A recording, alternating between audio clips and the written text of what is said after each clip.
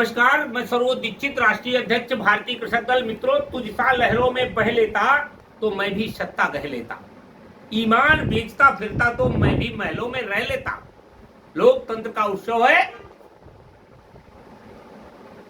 और किसानों, नौजवानों, पीड़ितों, शोषितों के बदौलत भारतीय कृषक दल लोकतंत्र के उत्सव में चुनाव मैदान में है। आप देख रहे होंगे होड़ मची हुई है, कैसे हम सत्ता के करीब में चले जाएं, कैसे हम उस विपक्ष के करीब में चले जाएं। किसी प्रकार से जनता के मुद्दों पर कोई चुनाव नहीं हो रहा है। भीषण गर्मी में तपती धूप है, किसान खेत में गेहूं काट रहा है। किसानों के लिए कोई रणनीति आज तक उस परिस्थिति की नहीं बन पाई जिससे किसान को कोई राहत मिले।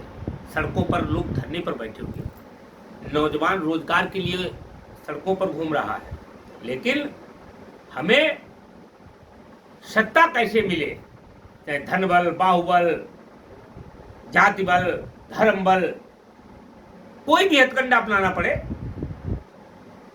मैं तो कहता हूं कि कभी कभी मीडिया भी जो है उन लोगों को ही फेस में लाती है।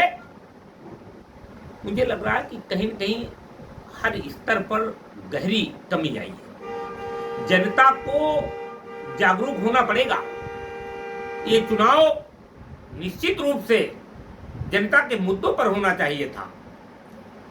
मैं सुनता हूं मोदी जी 400 पार, अरे हम करें तुम 800 पार हो जाओ, पाकिस्तान अमेरिका वाली भी सीटें मिला लो, लेकिन जनता के मुद्दों पर चुनाव करो। बेसिकली दबाव में न चुनाव करो। डर के वजह से एक भय व्याप्त है। छोटे राजनीतिक दलों को भी धमकाया जा रहा है, उनके प्रत्याशियों को भी धमकाया जा रहा है। कोई नीति ऐसी नहीं उजागर हो रही है जिससे शोषितों, पीड़ितों, वंचितों को न्याय मिले। आखिर ये सब क्या है? मैं आप सबसे, पूरे समाज से ये अपील करता हूं, ये 2024 के लोकतंत्र का उत्सव हम लोग जनता के मुद्दों पर दें। भारतीय कृषक दल के पास इलेक्टोरल बॉन्ड का पैसा नहीं है। इलेक्टोरल बॉन्ड पर जब चर्चा हुई तो जिन जिन राजनीतिक दलों ने इलेक्टोरल बॉन्ड के माध्यम से पैसा लिया, क्या किसी ने उसकी आवाज उठाई? क्योंकि एक ही थाली के आगे आप सब समझते हैं क्या पोजीशन है। इलेक्टोरल बॉन्ड का पैसा कैसे लिया गया होगा? क्या ये सुप्रीम कोर्ट के कहने के बाद इस पैसे का चुनाव में उपयोग होना चाहिए?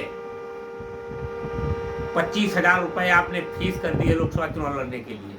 क्या ये आम व्यक्ति चुनाव लड़ सकता है? आम व्यक्ति का ये चुनाव है और हम कहते हैं कि हर व्यक्ति चुनाव लड़ेगा, भुखमरी के कगार पर है। क्या चुनाव की नीति है? चुनाव आयोग कभी इस पर विश्लेषण करता है? चलिए मिलिए, हम सब मिलकर के इस बार भले ही 1, 2, 3 जहां जहां भारतीय कृषक दल है, जनता के मुद्दे पर चुनाव लड़ेगा। धन्यवाद।